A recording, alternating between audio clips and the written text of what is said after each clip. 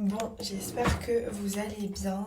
J'avais dit que je coupe un petit peu les réseaux, mais en fait, honnêtement, vous partagez les choses qui me font du bien et les choses que j'aime, bah, je trouve que c'est pas plus mal. Je coupe, on va dire, les, les mauvaises choses. Je voulais vous faire une petite story avant cette fin d'année, parce on est sur la fin d'année, là, ça y est.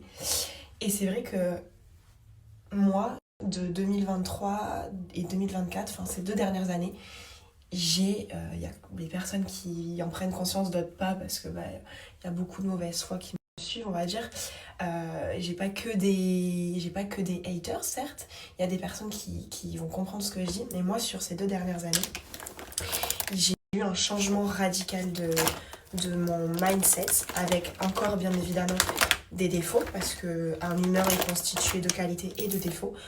Personne n'est parfait, mais vraiment personne n'est parfait. Les choses, je les prends plus à cœur que certaines personnes, et que je trouve essentiel vraiment à, à dire pas conscience, et pourquoi moi j'en ai pris conscience. Et vous allez comprendre un peu mon état d'esprit, ma mentalité.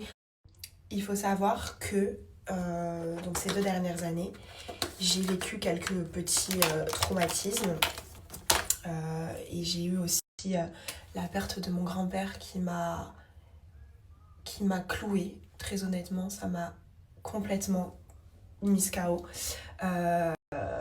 Mais ce que je vais vous dire, c'est pas non plus quelque chose que j'ai pris conscience que ces 2 dernières années. C'est quelque chose que j'ai pris conscience malheureusement très tôt dans ma vie en tant qu'adolescente.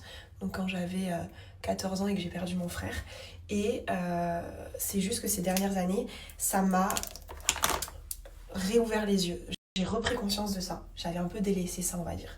Trop de personnes qui n'en prennent pas conscience parce que soit elles n'ont pas vécu de perte. Attention, quand je dis perte, il n'y a pas que perte d'essai. Le deuil, c'est aussi enterrer une amitié, enterrer une relation, etc. Il y a plein de formes de deuil. Mais du coup, ce que je veux vous dire, c'est qu'on n'a qu'une seule vie. Une seule. La vie est courte, je m'explique. C'est que déjà, une vie basique, dans le sens tu nais et tu meurs de vieillesse, on est vite adulte, on est vite... du jour au lendemain, la vie peut s'arrêter. Mon frère, 10 ans, 10 ans et demi, même pas encore été au collège, qui décède comme ça tragiquement. Je pensais que ça arrivait qu'aux autres, mais en fait, et je disais, je pensais que ça arrivait qu'aux autres, mais quand ça t'arrive à toi, à ta famille, quand ça te touche toi, c'est égoïste, hein. Mais en fait, là, tu prends vraiment conscience des choses et tu te dis, ah ouais, en fait, c'est pas une connerie, c'est pas une blague. La vie est vraiment courte. Et j'aurais imaginé ça, en fait.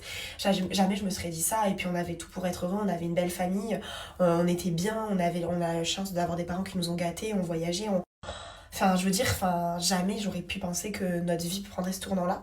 Ou les plus, on va dire, lambda. Et en fait, pourquoi je vous dis ça, c'est parce que là, en ce moment, vous savez un petit peu la situation. Et,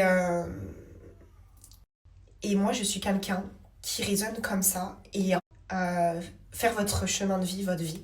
Quand je dis choisir qui, je parle pas de relations amoureuses. Je parle aussi de votre entourage, que ça soit amical ou familial. Très souvent, mais vraiment très souvent, on s'entoure de personnes qui nous ressemblent, mais quand on est mal dans notre peau ou quoi, on va être entouré de... le négatif attire le négatif, le positif qui vont nous pousser vers le bas et qui vont pas nous aider, qui vont être entouré de personnes qui veulent que votre bien et qui vont vous pousser vers le haut.